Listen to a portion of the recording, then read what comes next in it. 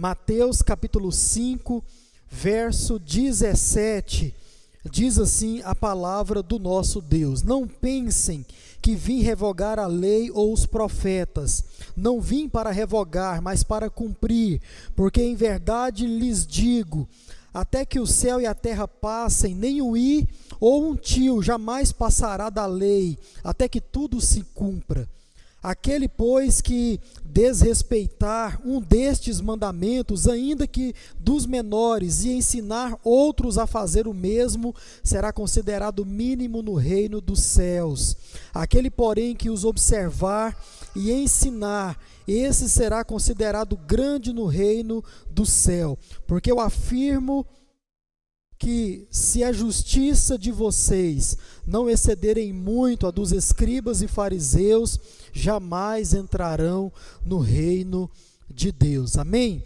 Que o Senhor possa nos abençoar. Vamos orar mais uma vez, pedindo a orientação do Espírito Santo para as nossas vidas. Senhor, nosso Deus e Pai, te louvamos, ó Deus, pela leitura da Tua Palavra, e te pedimos que através do Teu Espírito Santo, que o Senhor possa nos iluminar, através do Teu Espírito Santo, que o Senhor possa nos fazer entender a Tua Palavra e aceitá-la como vinda do Senhor para as nossas vidas, e oramos assim em nome de Jesus. Amém e amém. Para você que nos acompanha, o tema da nossa mensagem de hoje é Jesus e o Antigo Testamento, o significado dos termos. Esse é sobre o que nós vamos refletir, esse é sobre o que nós vamos pensar nessa noite, através do sermão de Jesus.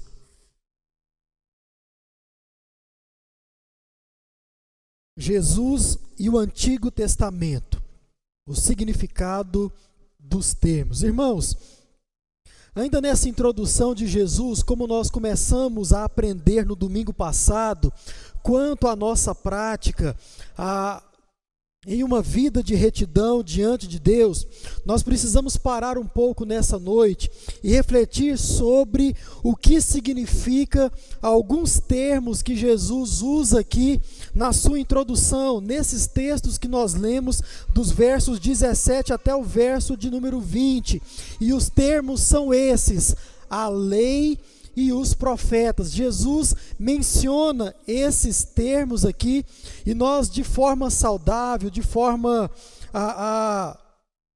original, através daquilo que nós vamos ver, nós precisamos, irmãos, entender o que significa quando Jesus ele coloca esses termos, a lei e os profetas. E é sobre isso que nós vamos meditar nessa noite.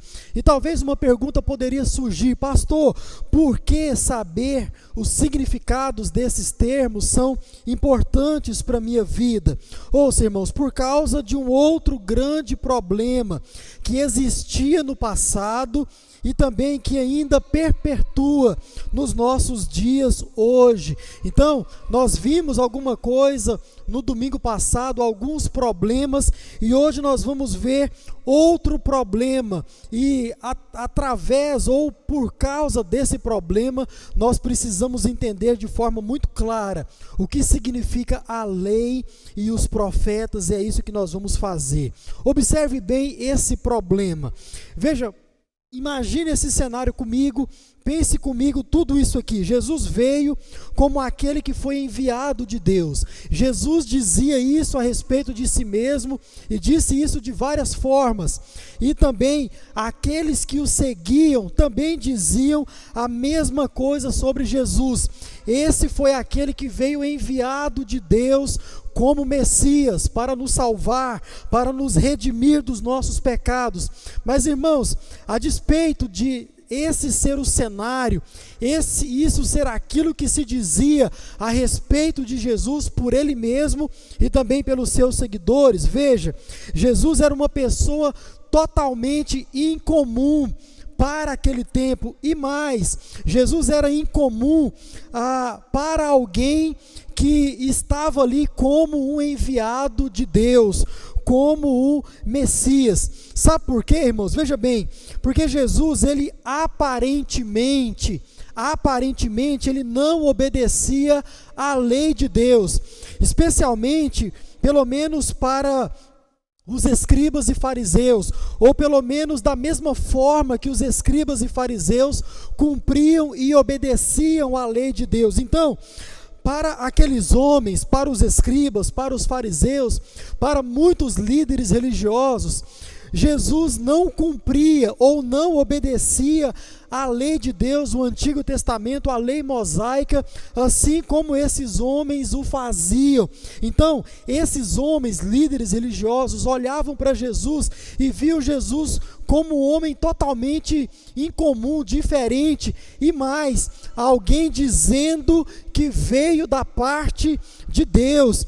E mais, Jesus denunciava e condenava os ensinos dos escribas e fariseus. E mais, como nós vimos aqui no domingo passado, Jesus condenava também os escribas e os fariseus, não tão somente os seus ensinos. Agora, irmãos, algo importante, um detalhe importante quando nós dizemos isso, é importante você ter em mente quem eram os escribas e fariseus. Os escribas e fariseus eram as pessoas responsáveis por ensinar a lei de Deus ao povo que estava ali ao redor, ao povo de Deus, nas sinagogas. Os escribas e fariseus, eles eram conhecidos e também eram homens reconhecidos por todos como mestres da lei.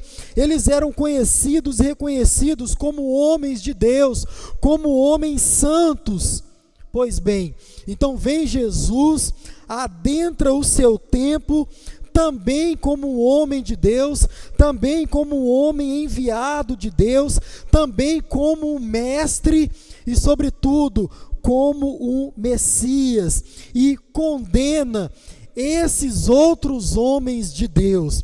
Você consegue perceber, irmãos, o nó que gerou na cabeça dos escribas e dos fariseus? Ora, nós somos servos de Deus, somos homens de Deus, somos pessoas que cumprimos à risca a letra da lei, cumprimos ao pé da letra aquilo que está dito, mas você bem sabe, como aprendemos domingo passado, como esses homens olhavam para a lei de Deus. Se você não sabe, assista o sermão de domingo passado, e você então vai perceber como eles olhavam para a lei. Mas de todo modo, eles então olhavam para Jesus, alguém dito como enviado de Deus, como o Messias, o Filho legítimo de Deus, e via em Jesus alguém que não cumpria a lei da forma que eles cumpriam. Viam em Jesus alguém que os condenavam como homens de Deus e diziam: olha, a forma como vocês, fariseus, escribas, praticam a lei de Deus está totalmente equivocada, totalmente errada, não é assim, diria o Senhor naquele tempo. Então esses homens olhavam para Jesus e diziam: mas como isso pode ser possível?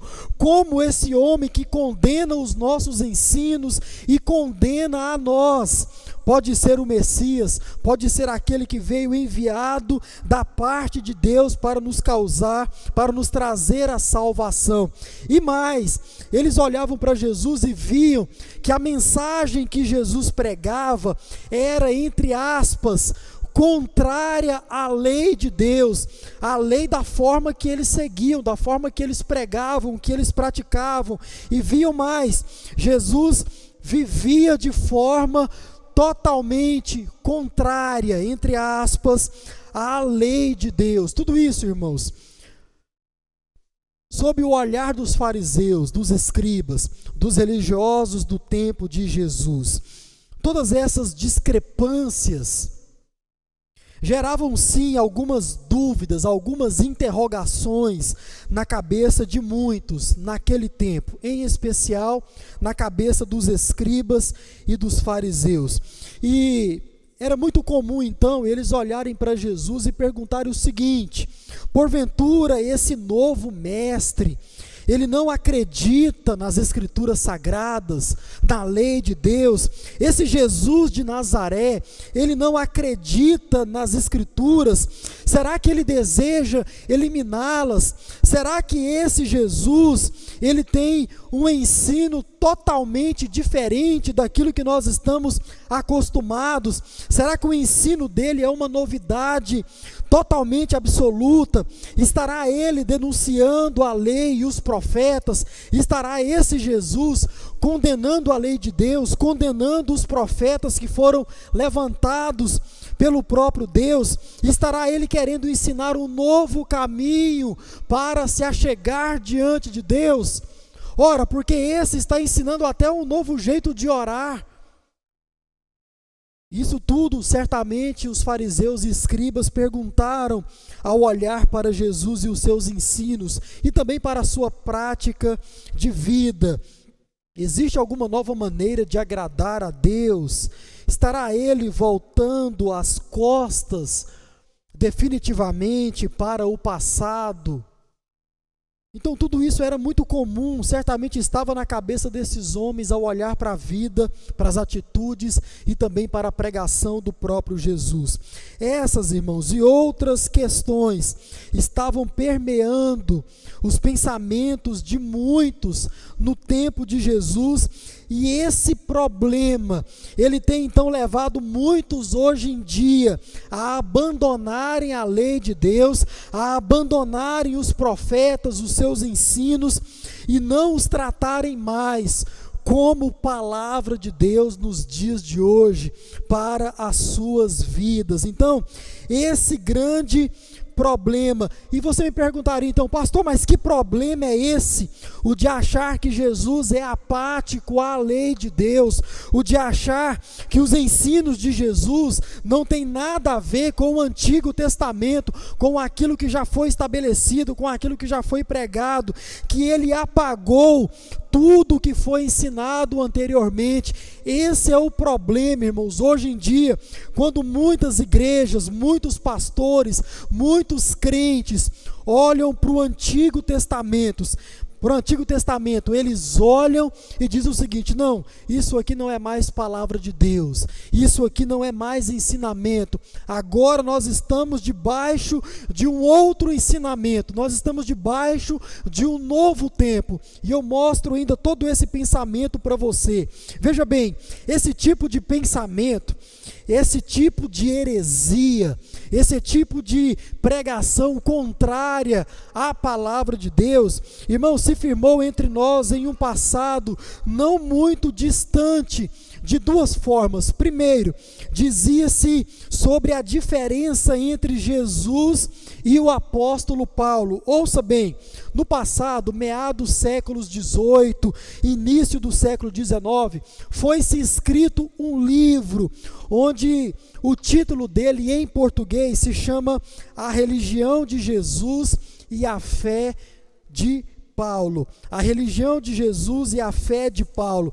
Esse livro, irmãos, foi escrito, e nele, e também em outros que foram escritos depois dele, na mesma época e sobre os mesmos assuntos, ensinava-se que existia um grande contraste entre os ensinos de Jesus e o ensino ou os ensinos do apóstolo Paulo. Ou seja, os evangelhos que narram a vida de Jesus, que narram o ministério de Jesus, tão somente são um compilado de livros que expõem a antiga lei de Deus, e que Jesus foi tão somente um mestre dessa mesma lei de Deus.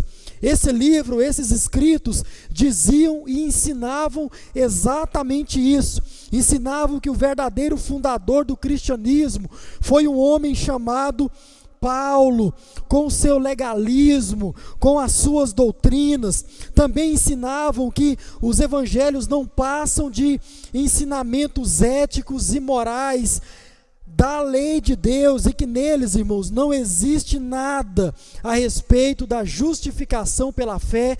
Nos evangelhos não existe nada a respeito da santificação, da regeneração. Esse e outros livros que foram escritos ensinaram exatamente isso. Ou seja, tudo isso, justificação pela fé, regeneração, santificação, tudo isso é obra do apóstolo Paulo, diz esse livro e outros com o mesmo propósito. Isso teve fundamento, ganhou força a partir do século XVIII, início do século XVII. E ouça, esse tipo de pensamento perpetua até os nossos dias. Mas existe um segundo pensamento também. Jesus teria abolido a lei de Deus. Esse ponto de vista, irmãos, ele mostra que Jesus teria vindo para abolir, para apagar completamente a lei que foi estabelecida por Deus. E um texto que foi muito usado e é muito usado ainda hoje para esse fim, está em João capítulo 1, verso 17, que diz assim: porque a lei foi dada por meio de Moisés, a graça e a verdade vieram por meio de Jesus Cristo. Então, irmãos, o que ensinava era o seguinte: a lei é para os servos de Deus que viveram e que vieram antes de Jesus Cristo. A lei de Deus, os profetas, os ensinamentos do Antigo Testamento eram para aqueles que vieram antes de Jesus. E está aqui a base bíblica para esse falso pensamento. E também os servos de Deus que vieram depois de Cristo, agora estão debaixo da graça. Nós estamos no tempo da graça. A lei não é para nós. Irmãos, esse é o pensamento que se percorria no passado e se percorre ainda hoje. Quer ver um exemplo disso? Amor, coloca para mim essa imagem que eu separei aí. Algum tempo atrás,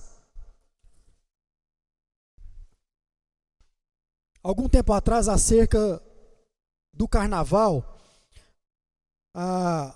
foi gerada uma polêmica muito grande em cima dessa imagem que você está vendo aí. Certamente, se você tem rede social, você se deparou com essa imagem em algum momento aí entre os anos 2000 e o ano 2020 e o ano de 2021. Então, o carnaval de 2020 foi dessa forma que você viu. Uma escola de samba escolheu ridicularizar o evangelho, escolheu um tipo de peça teatral de muito mau gosto, diga-se de passagem. E em 2021, por causa da pandemia, o carnaval foi dessa forma que você percebe aí. É a mesma passarela, é a mesma avenida, mas agora em 2021 totalmente vazia. E navegando nas redes sociais, eu me deparei com essa imagem. E nela estava dito assim: com Deus não se brinca. E em outra imagem, na mesma foto, uma outra frase dizia: a conta chegou. Então, na mesma imagem, várias frases de crentes, inclusive, dessa natureza: a conta chegou, achou que ia ficar barato, e toda essa retaliação aí por parte de muitos crentes. Mas, irmãos, o curioso é, alguém postou essa foto no seu Facebook e eu vi a foto e fui ler os comentários que estavam dizendo ali a respeito dessa imagem e principalmente desse escrito. E alguém dizia o seguinte: olha, nós não vivemos mais nesse tempo, nós não estamos mais debaixo da punição desse Deus, da rigidez desse Deus. Nós agora vivemos no tempo do amor, nós agora vivemos no tempo da graça. Nós não vivemos mais debaixo de um Deus, da soberania de um Deus que se ira, que é vingativo, que castiga, que pune. Não, nós vivemos debaixo do tempo da graça. A nossa mensagem é de amor, a nossa mensagem é de paz, e é. Mas, irmãos, Isso aí viralizou e muitos comentários daqui e dali, crentes retalhando, incrédulos rebatendo, e virou exatamente uma anarquia por causa dessa foto que você viu aí. Eu tenho certeza, se você tem rede social, você se deparou com isso. Agora, o que é que eu sei? Eu sei que a Bíblia diz que com Deus não se brinca. Eu sei que a Bíblia diz que Deus não muda, nele não há sombra de variação, nele não há mudança. E ouça o detalhe, tudo isso está dito no Novo Testamento. Quer ver? Confere lá Romanos 1, verso 23, Hebreus capítulo 1, versos 11 e 12. E você vai perceber isso também em Tiago capítulo 1, verso 7.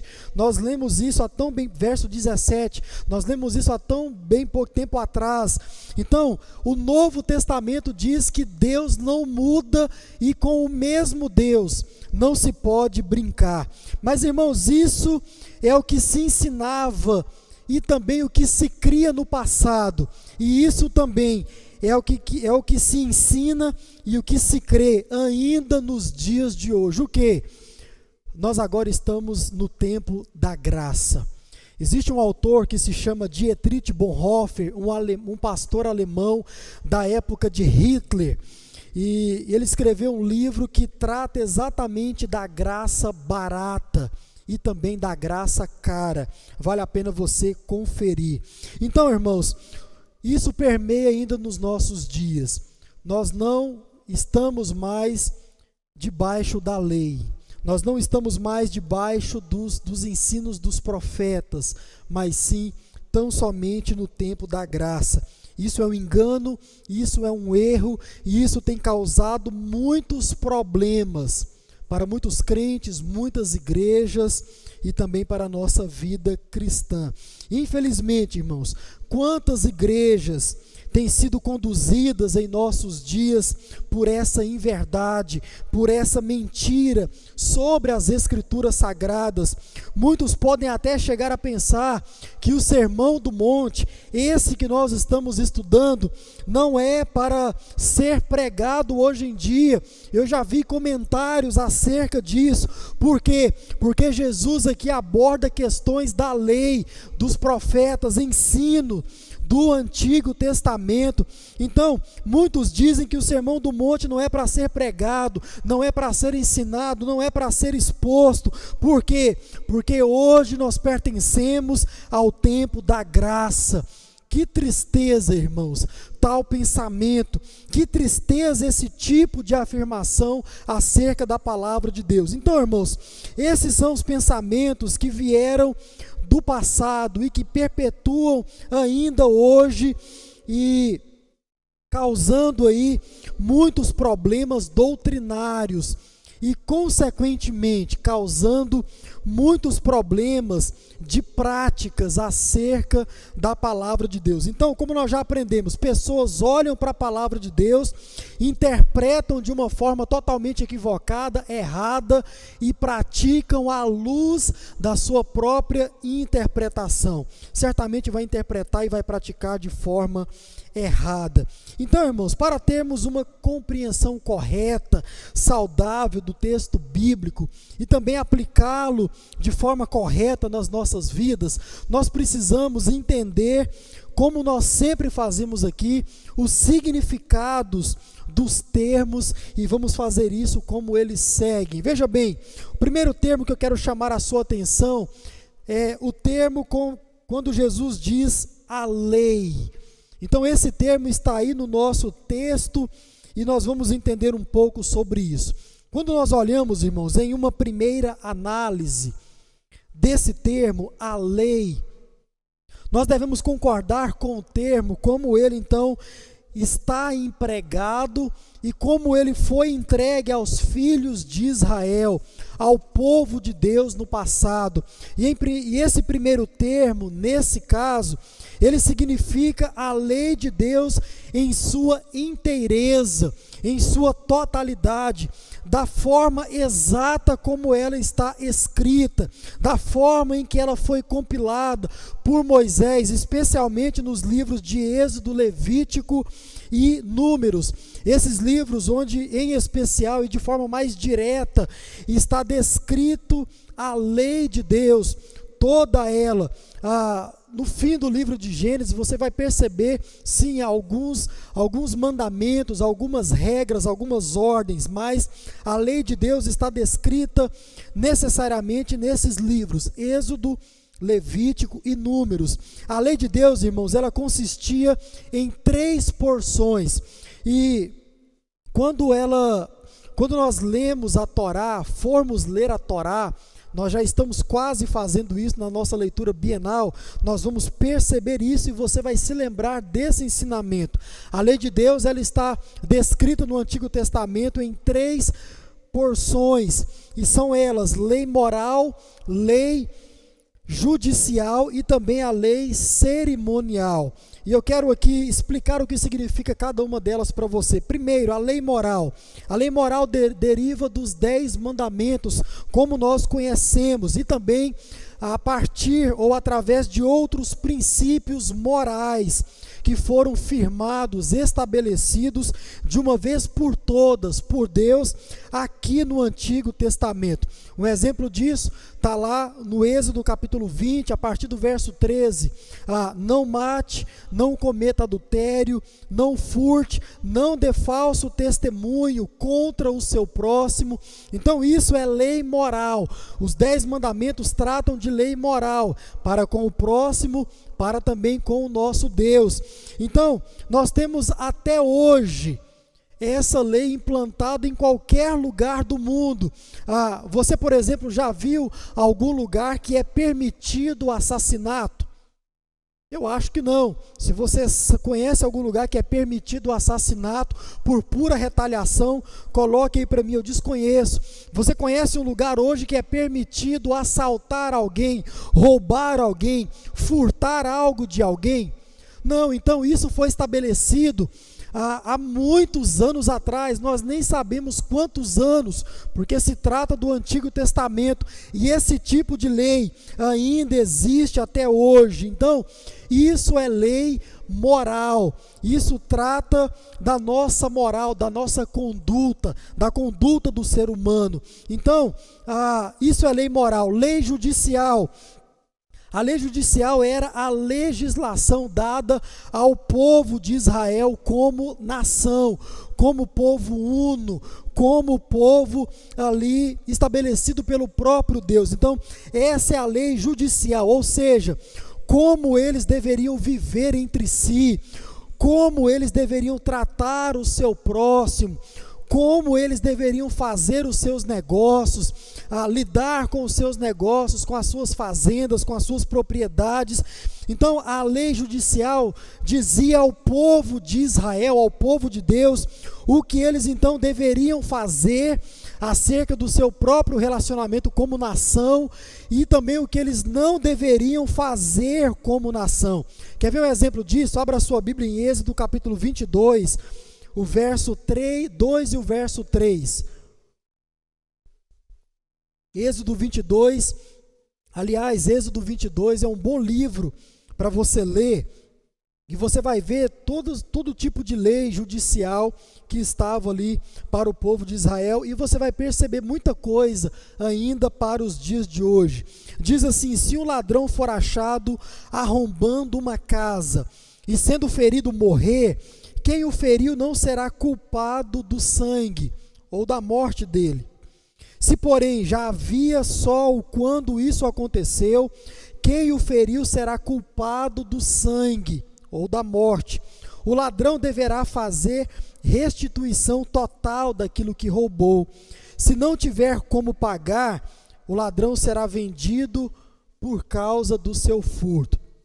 O que é isso aqui, irmãos? Quando você olha para esse texto, especialmente para o início, se o ladrão for achado arrombando uma casa, olha, você precisa ter em mente, isso era real, verdade, desde a antiguidade. O ladrão era muito comum ele só vir à noite, mas hoje isso já está banalizado, né, pelos ladrões, então eles vêm também durante o dia.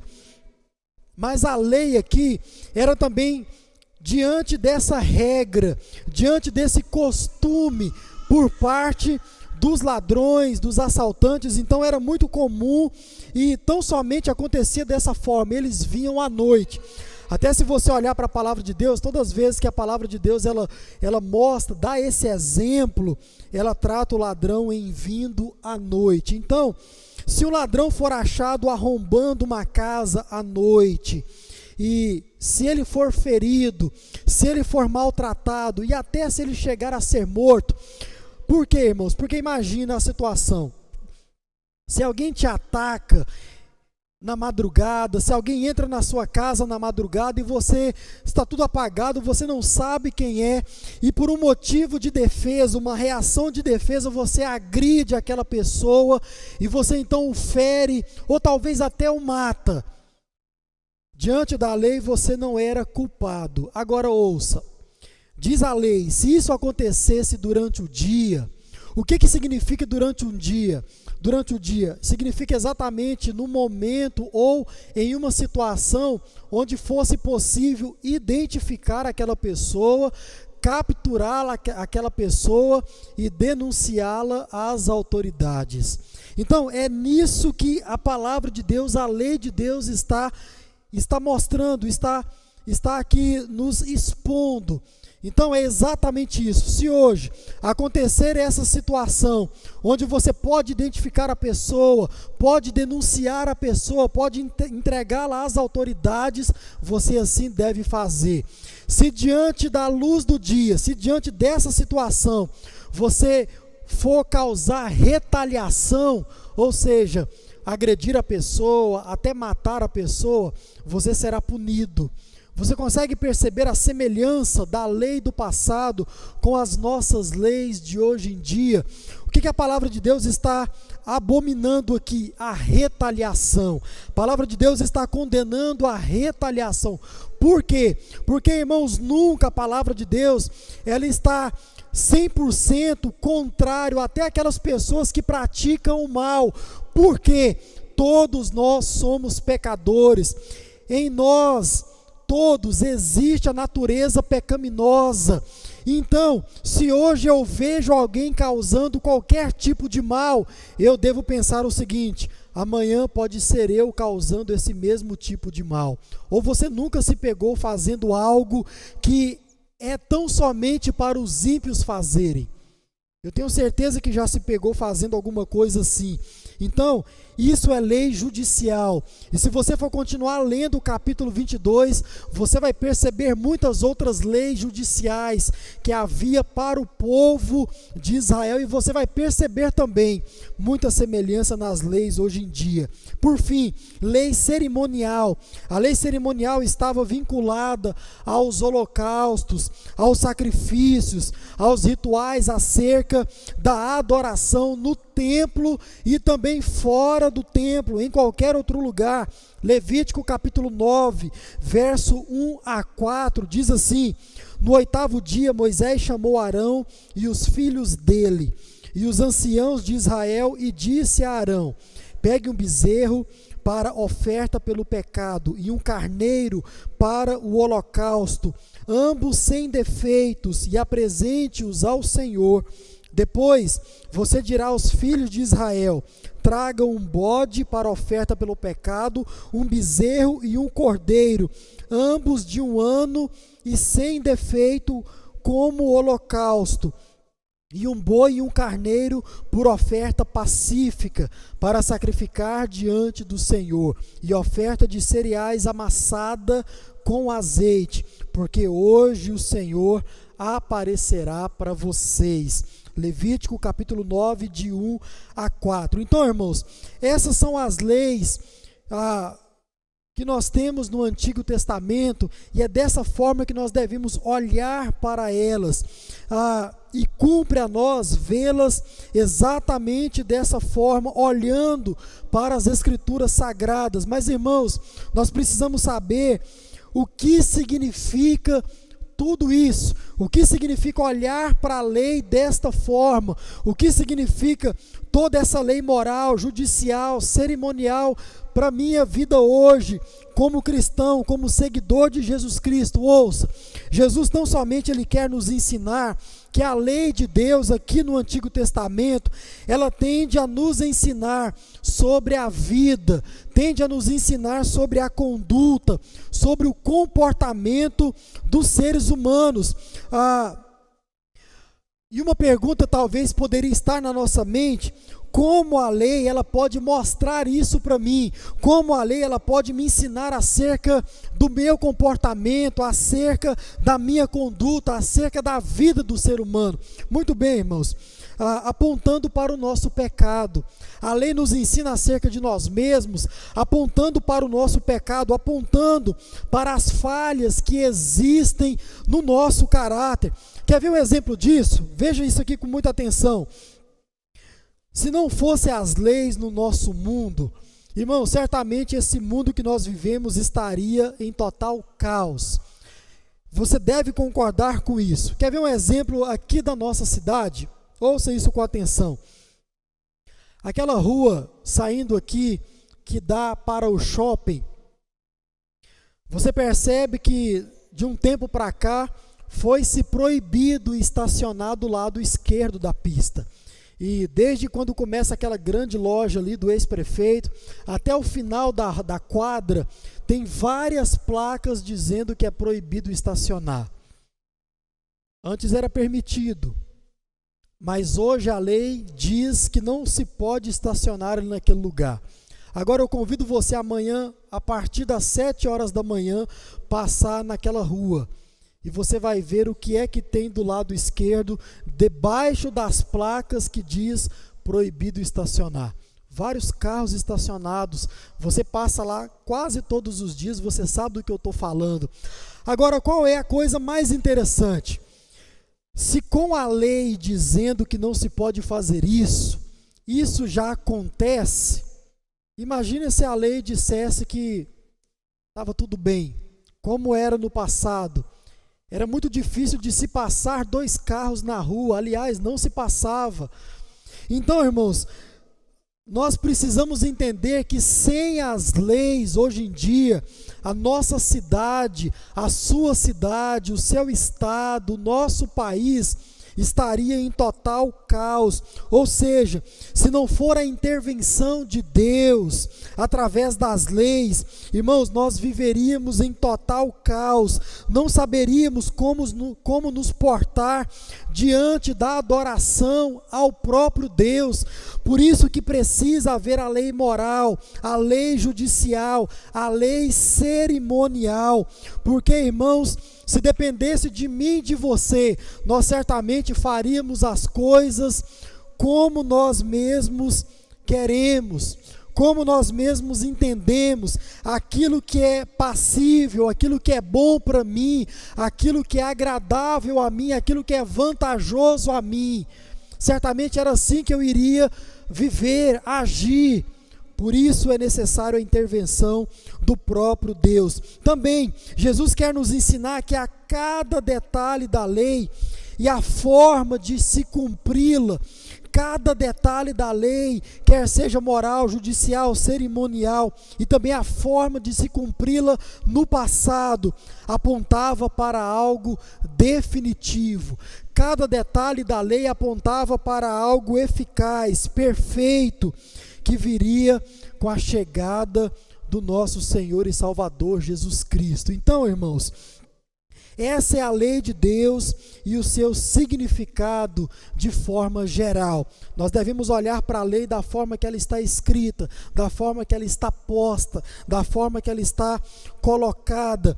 Claro, algumas variações na forma de cumprir, mas mesmo toda essa forma de cumprir, todos esses detalhes, nós devemos olhar com muito carinho, porque tudo isso apontava e apontou para Jesus de Nazaré, aquele que veio nos salvar. Então essa é a lei de Deus. Mas um último termo que eu quero pensar com você, e está dito também por Jesus nos versos que nós acabamos de ler, é o termo os profetas. Esse termo, irmãos, também deve ser entendido como de fato diz as Escrituras Sagradas. Os profetas são aqueles descritos no Antigo Testamento, que tinham por função trazer a palavra de Deus ao povo de Deus. Irmãos, aqui de cara nós precisamos fazer uma observação. Uma coisa deve ficar muito clara para nós hoje em dia, é que profeta não é aquele que você vê por aí adivinhando a vida das pessoas, adivinhando a vida alheia. Não, isso não é profeta, isso não é profetizar. A função do profeta não é adivinhar, irmãos, mas sim falar aquilo que Deus revelou. Agora isso pode talvez causar um nó na sua cabeça, porque esse tipo de profeta que anda nas igrejas afora, dizendo que tem uma palavra de Deus para você, normalmente eles dizem o seguinte: Deus me revelou algo sobre a sua vida, e eles então começam a dizer algo sobre a sua vida. Isso não é profetizar, isso não é profecia, esse não é um profeta nos termos da palavra de Deus, sobretudo no Antigo Testamento. Mas, irmãos, a função do profeta é exatamente essa: falar aquilo que Deus revelou. Mas, pastor, se esses profetas de hoje em dia diz que Deus o revelou, então ele é um profeta? Não. Por quê, irmãos? Faço uma pergunta para você: onde está a revelação do próprio Deus? Onde está aquilo que Deus revelou? Na Bíblia Sagrada, na palavra de Deus, nesse livro sagrado, precioso que nós temos como palavra do próprio Deus à nossa vida. Portanto, o profeta não se baseia na vida das pessoas. Irmãos, para você diferenciar, distinguir um profeta verdadeiro, mas hoje isso nos nossos tempos é algo quase que impossível, mas para você desmascarar esses profetas que tem hoje em dia, é só você olhar para isso aqui, ó. A profetada dele e certamente está embasada na vida daquele sobre o qual ele está profetizando. Não está na palavra de Deus. Não está na palavra de Deus. Geralmente ele diz o seguinte: você aí, fique de pé, eu tenho uma palavra para você. E ele vai começar a falar a respeito da vida, a respeito dos problemas daquela pessoa, que normalmente é o problema, ou poderia ser o problema de qualquer outra pessoa que está ali naquele mesmo local. Irmãos, é só você parar para pensar. Use a sua inteligência quando você estiver diante de uma situação como essa. Espera, esse pode ser o problema meu. Ele chamou o fulano, mas esse pode ser o meu problema. Eu também estou passando por isso. Esse é um problema comum do ser humano. Irmãos, por quê? Porque o verdadeiro profeta, ou os profetas, eles sempre se baseavam na palavra de Deus. Essa era a base do profeta. Quer ver um exemplo disso? Amós. Amós foi um dos grandes profetas levantados por Deus para o povo de Israel. Quando você lê Amós capítulo 1, verso 1 e 2, você percebe o seguinte: ouça, palavras que em visão vieram a Amós, um pastor da cidade de Tecoa, a respeito de Israel. Isso aconteceu nos dias de Urias, rei de Judá, e nos dias de Jeroboão, filho de Joás, rei de Israel.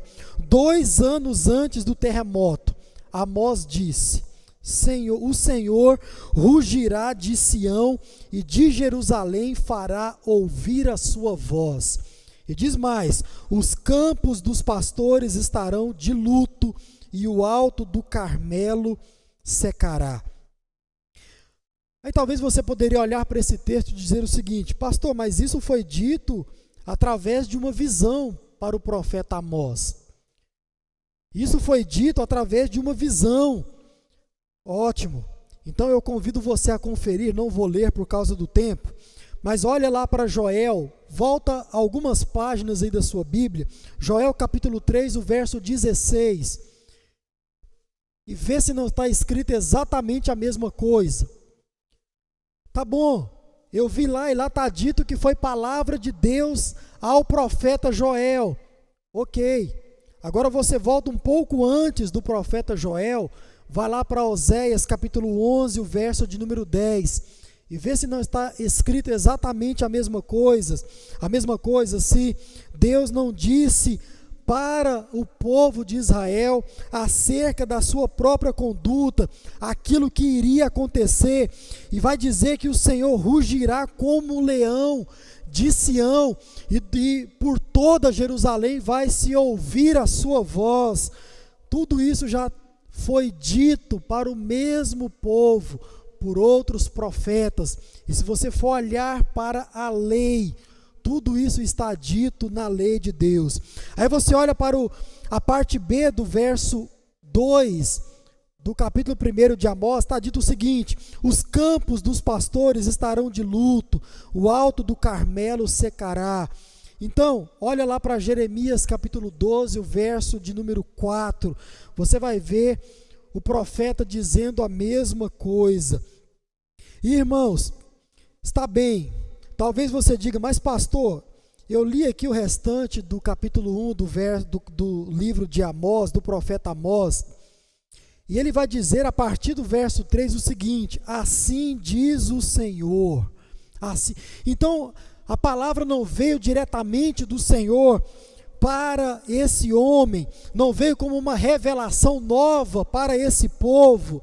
Tá bom, olhe lá então para Isaías, capítulo 17, de 1 a 3, e você vai ver exatamente a mesma coisa que você leu Amós, capítulo 1, a partir do 3 em diante, você vai ver em Isaías, capítulo 17, o verso de 1 até o verso 3, o próprio Deus tratando com o povo, o próprio Deus mostrando para a cidade, para o povo de Israel, aquilo que iria acontecer com eles, por causa da maldade, por causa da perversidade do seu coração. Então, irmãos, toda vez que um profeta se levanta para falar, ouça isso com atenção, o foco dele é a palavra de Deus, que já fora revelada ao povo pelo próprio Deus.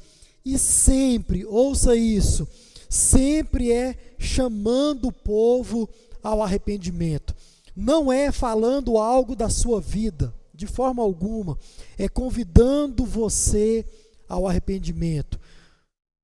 Toda a profecia de Deus no Antigo Testamento foi vinda do próprio Deus, convidando o povo ao arrependimento, condenando os pecados, sim, mostrando a realidade, sim, mas convidando ao arrependimento. Então, irmãos, Jesus aqui ele deixa muito claro que as leis se trata das leis do Antigo Testamento, em especial as leis morais, como ele vai tratar aqui ao longo do seu sermão. E os profetas se tratam daqueles homens que foram levantados por Deus em seu tempo, cada um no seu tempo. Para quê? Para anunciar a palavra de Deus ao povo e colocá-los e convocá-los ao arrependimento. Então, isso é a lei e isso é os profetas, esses termos que Jesus ele traz aqui no seu sermão. Bom, irmãos, o que é que nós podemos concluir então com tudo isso? Primeiro, Jesus está se dirigindo a todo o Novo Testamento. Nós percebemos isso nas leituras do próprio Sermão do Monte. Nós percebemos isso com todos esses significados que nós acabamos de ler. Jesus ele está se dirigindo a absolutamente todo o Antigo Testamento como palavra viva do Deus vivo. Por quê? Porque ao longo do Antigo Testamento existem ordenanças para se cumprir. Ao longo de todo o Antigo Testamento existem homens de Deus levantados pelo próprio Deus para mostrar a vontade de Deus ao povo. Ao longo de todo o Antigo Testamento, você vê os reis, você vê os líderes, você vê os profetas, você vê os anciãos. Todos esses foram homens levantados por Deus para mostrar a vontade de Deus ao povo. E qual era a vontade de Deus ao povo no Antigo Testamento? Arrependimento, renúncia, deixar os seus maus caminhos, os seus pecados e se voltar para Deus. Essa era a mensagem, essa era a profecia, sempre foi e é até hoje. Profecia é pregar a palavra de Deus, aquilo que já está dito na palavra de Deus. Profetizar é exatamente isso que eu estou fazendo para você nesse exato momento, expondo a palavra de Deus. Tudo que já está dito, tudo que já foi trazido pelo próprio Deus, a partir da lei, a partir dos profetas, a partir de todo o Antigo Testamento e também o Novo. Então, irmãos, Jesus quer nos ensinar exatamente isso. Ele está se dirigindo para todo o Antigo Testamento. Por quê? Porque ao longo de todo ele existem ordenanças morais para os seres humanos. E ao longo de todo o Antigo Testamento existem também homens de Deus que foram levantados pelo próprio Deus para ensinar, para mostrar o caminho de Deus, os oráculos de Deus e também convidar o povo ao arrependimento. Quero finalizar pedindo você para abrir a sua Bíblia em 2 Timóteo capítulo 3, o verso 16 e o verso 17. Um texto muito conhecido, e aqui nós veremos algo muito interessante. 2 Timóteo capítulo 3, 16 e 17 diz assim: toda a escritura é inspirada por Deus e útil para o ensino, para a repreensão, para a correção, para a educação na justiça, a fim de que o servo de Deus seja perfeito e perfeitamente habilitado para toda boa obra. Quero chamar a sua atenção para dois termos aqui. O primeiro é escritura. Quer ver como Jesus estava se referindo a todo o Antigo Testamento? Quer ver como o Novo Testamento ele veio para expor o Antigo Testamento? Também, aqui no Novo Testamento, nós precisamos entender que existem revelações do próprio Deus, existe o próprio Deus soprando, inspirando os seus autores, mas quando você olha de forma geral, é uma grande exposição da lei, dos profetas, do Antigo Testamento. Por quê? Pensa, vamos usar mais uma vez o nosso cérebro, vamos pensar um pouco mais. Como digo para você direto, nós devemos ler a Bíblia pensando. Paulo aqui, quando ele estava escrevendo para o seu filho Timóteo esta carta, Paulo tinha o Novo Testamento nas suas mãos. Paulo tinha os evangelhos nas suas mãos. Paulo tinha a carta de Hebreus nas suas mãos, a carta de João, como nós temos hoje? Não. Claro que não. Então, como Paulo diz que toda a escritura, ela é inspirada por Deus e útil para tudo isso? Porque Paulo estava escrevendo e dizendo: Timóteo, aquilo que nós temos como palavra de Deus, o Antigo Testamento, e ele o tinha em suas mãos, Timóteo o tinha em suas mãos. Meu filho, tudo isso é palavra de Deus, tudo isso foi inspirado por Deus para vivermos nos nossos dias. Jesus já tinha vindo, Jesus já tinha morrido, já tinha ressuscitado. Então Paulo não tinha o Novo Testamento. É claro que escritura aqui está se tratando de todo o Antigo Testamento. Então, pastor, Hoje, quando eu leio esse texto, eu devo olhar para ele e dizer que só o Antigo Testamento foi inspirado por Deus e o Novo não. Não.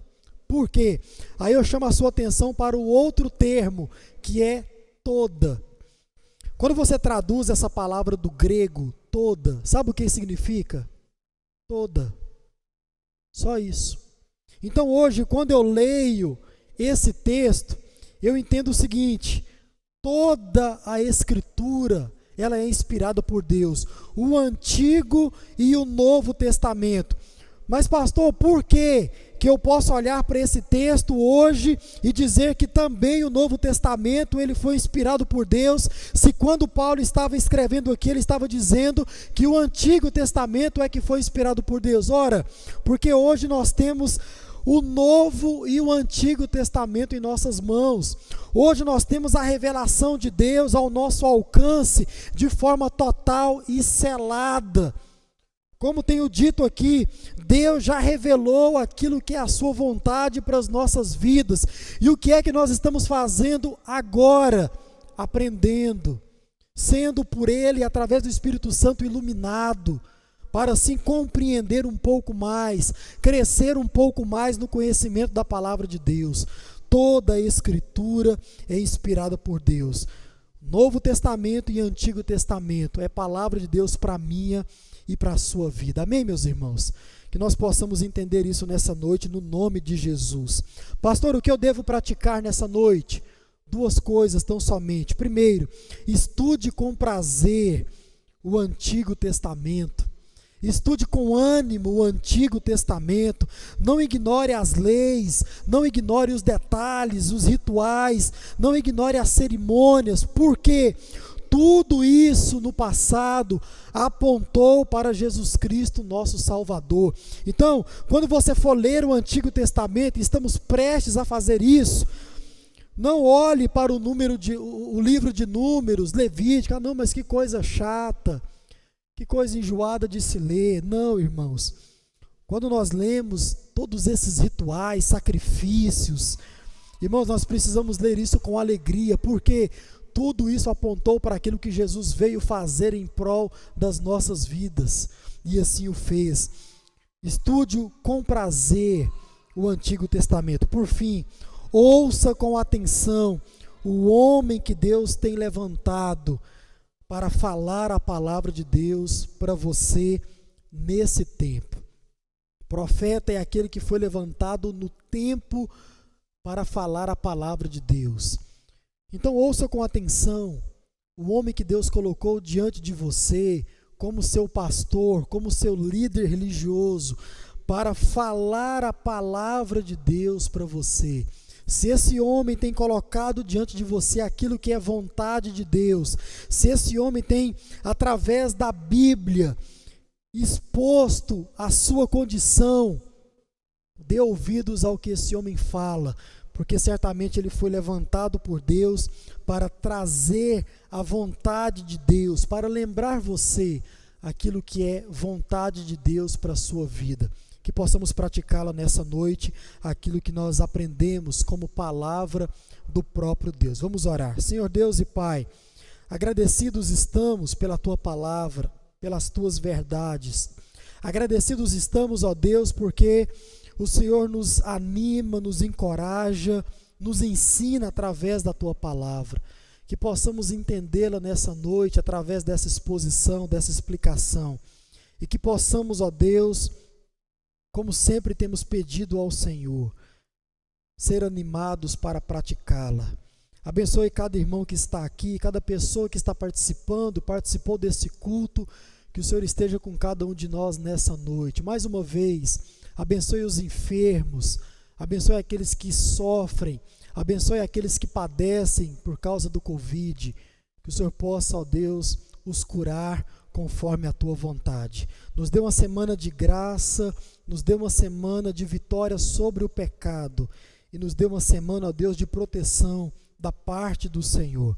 Obrigado por esse culto, obrigado por esse momento de louvor, de adoração e de aprendizagem da Tua palavra. Oramos assim gratos e o fazemos no nome de Jesus. Amém.